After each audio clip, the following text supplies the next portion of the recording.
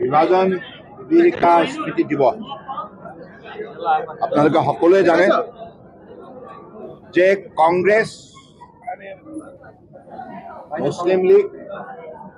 আৰু কমিউনিষ্টৰ ভুল সিদ্ধান্তৰ বাবে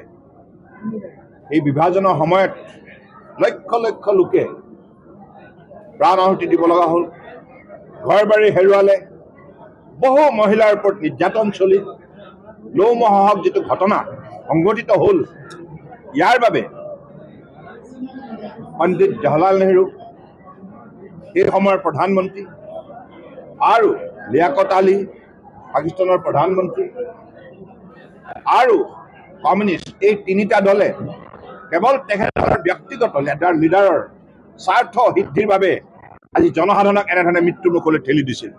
সেইকাৰণে ইতিহাসৰ এই ঘৃণনীয় যিটো সিদ্ধান্ত তেখেতসকলৰ আৰু যিটো বেদনাদায়ক ঘটনা হ'ল গতিকে এই কথা ভাৰতবৰ্ষৰ জনগণে কেতিয়াও পাহৰা উচিত নহয় আৰু উঠি অহা প্ৰজন্ম মনত ৰাখিব লাগিব এই দেশখনক বিভাজন কৰাৰ বাবে কোনকেইটা দল জগৰীয়া আৰু কোনবিলাক নেতাৰ বাবে আজি এনেধৰণে বিভাজন হ'ল আৰু ইয়াত যিটো অশান্তি সৃষ্টি হ'ল গতিকে একেটা পৰিয়ালৰ মাজতেই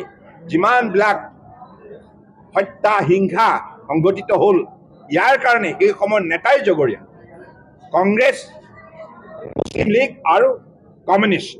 গতিকে আজি পুনৰ স্মৃতিত স্মৰণ কৰা হৈছে আৰু যিসকলে প্ৰাণ বলিদান দিলে সেইসকলক আমি গভীৰ শ্ৰদ্ধাঞ্জলি জ্ঞাপন কৰিছোঁ বীৰ শ্বহীদসকলক আৰু যিসকল নেতাৰ বাবে এই ঘটনা সংঘটিত হ'ল তেখেতসকলক আজি ভাৰতবৰ্ষই গৰিহণা দিছে যিকোনো খবৰৰ বাবে যোগাযোগ কৰক 7099017330 আৰু 7099017110 নম্বৰত